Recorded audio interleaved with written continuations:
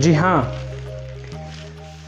बिस्मिल्लाहिर्रहमानिर्रहीम, अस्सलाम वालेकुम स्टूडेंट। जो आज हम टॉपिक डिस्कस करने जा रहे हैं ये क्वांटम केमिस्ट्री का, क्वांटम मैकेनिक्स का, क्वांटम फिज़िक्स का एक इंतहाई important topic eigen function and eigen values.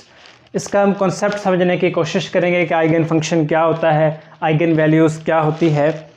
ये एक इक्वेशन मैंने सामने लिखी है, operator multiply by function is equal to constant factor multiply by same function. इस बात का क्या मतलब है? जब हम किसी फंक्शन पर कोई ऑपरेटर अप्लाई करें, हमने ना जो हमारा पिछला लेक्चर था उसमें हमने अंडरस्टैंड किया है कि ऑपरेटर होता है क्या। आपने काइंडली वो लेक्चर ज़रूर देखना है। अच्छा, जब हम किसी फंक्शन पर कोई ऑपरेटर अप्लाई करें और वो सेम फंक्शन आ जाए, उसके साथ एक कांस्टेंट फैक्टर हो, कोई न्यूमेरिकल वैल्यू हो, तो वो फंक्शन कहलाता है आइगन फंक्शन, और वो वैल्यू जो यहाँ आए वो कहलाती है आइगन वैल्यू।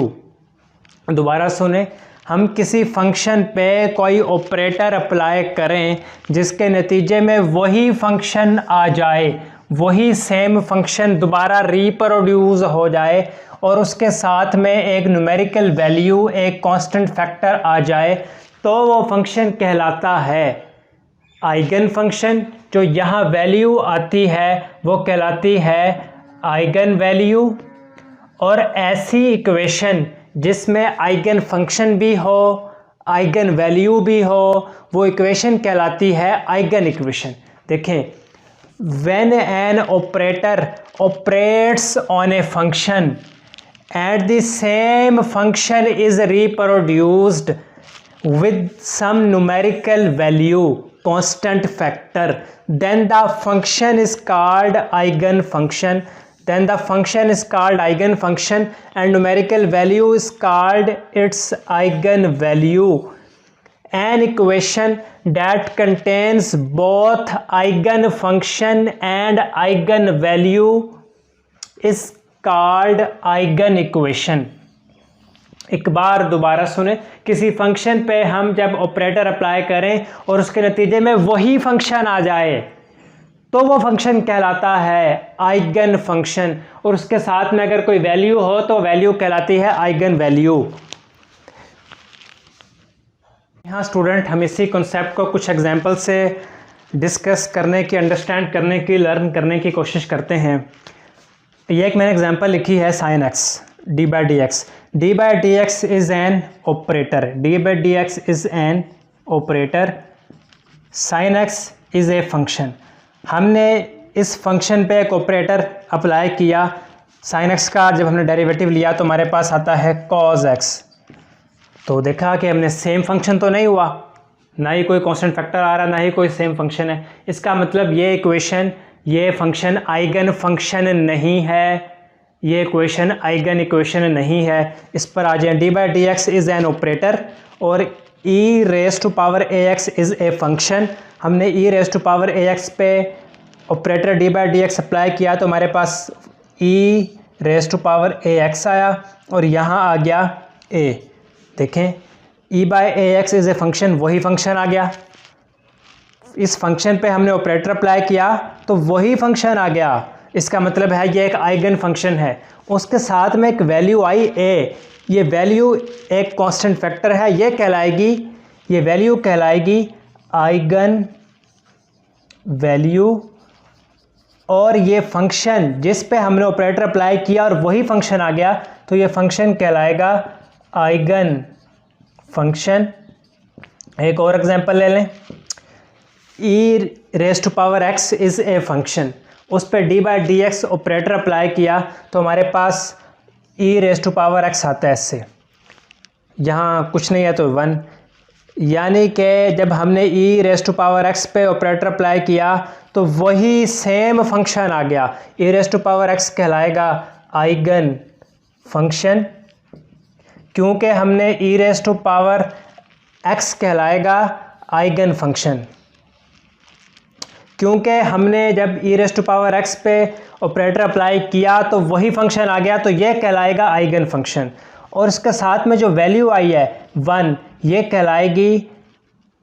कहलाएगी आइगन वैल्यू।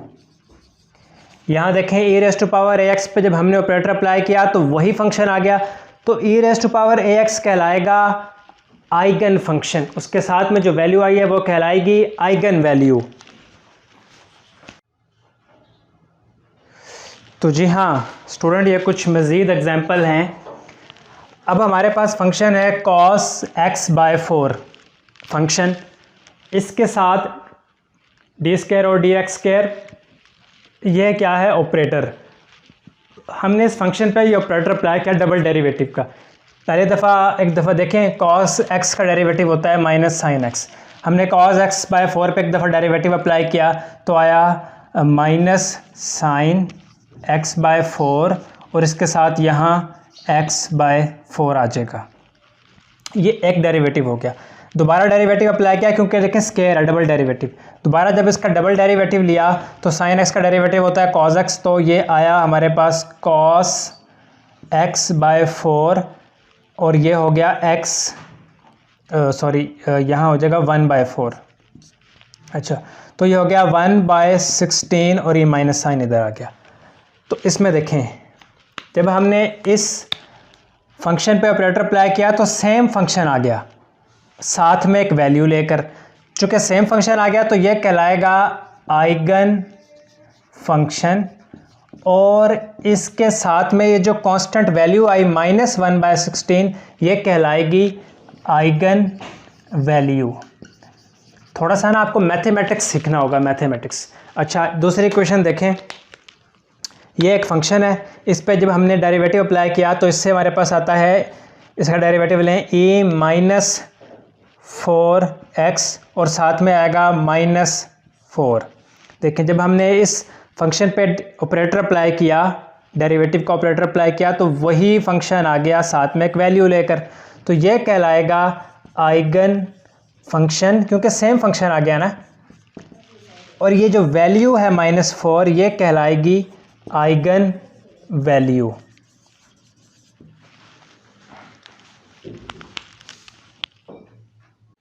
तो जी हाँ, यहाँ देखें कि हमारे पास एक और बड़ी दिलचस्प एग्जांपल है। हमारे पास फंक्शन है e⁻⁻4x², जिसका ऑपरेटर है d/dx। हमने जब इस फंक्शन पे ये ऑपरेटर अप्लाई करते हैं तो हमारे पास वैल्यू आती है e⁻⁻4x², और इस -4x² का जब -4x² का हम डेरिवेटिव लेते हैं तो हमारे पास वैल्यू आती है -8x। तो यहाँ आ जाएगा -8x। क्या ये आइगन वैल्यू है? क्या ये आइगन फंक्शन है? नहीं।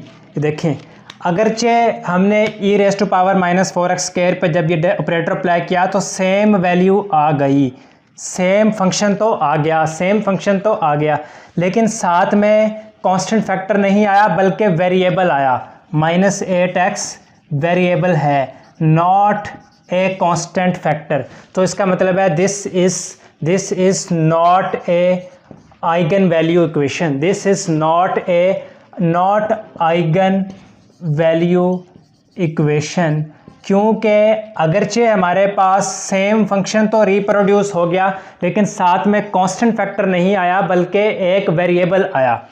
अच्छा, तो एक और फंक्शन की तरफ जाते हैं। ये हमारे पास फंक्शन है sin 4x, जिसका ऑपरेटर है एक d² और dx²। ये हमारे पास एक डिफरेंशियल ऑपरेटर है। sin 4x पे जब हम फर्स्ट डेरिवेटिव लेंगे तो हम जानते हैं sin x का डेरिवेटिव होता है cos x, तो हमारे पास आ जाएगा sin 4x और यहाँ आ जाएगा 4। फिर जब इसका एक दोबारा डेरिवेटिव लेंगे, ये फर्स्ट डेरिवेटिव से आया, जब दोबारा डेरिवेटिव लेंगे तो आ जाएगा साइन का डेरिवेटिव होता है, साइन का डेरिवेटिव यहाँ आएगा यहाँ आएगा cos 4x।